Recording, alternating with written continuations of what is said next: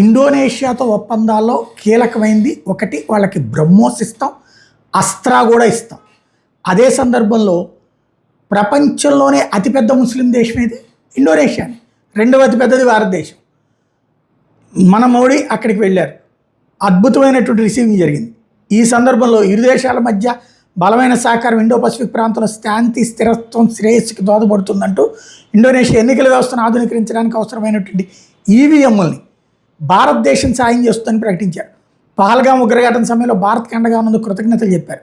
భారత ప్రభుత్వ పథకాన్ని కాపీ కొట్టామని ఇండోనేషియా అధ్యక్షుడు ప్రభోవో సుబియంతో అంతకుముందు చెప్పిన విషయాన్ని ప్రస్తావించిన మోడీ స్నేహితుల మధ్య కాపీ రేట్లో ఉండంటూ నవ్వుతూ వ్యాఖ్యానించుకొచ్చారు.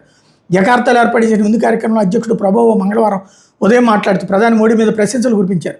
ఎన్నో ఏళ్లుగా మోడీని నిశ్చితంగా గమనిస్తున్న ఆయన చేపట్టిన అనేక కార్యక్రమాల పథకాలను కాపీ కొట్టా.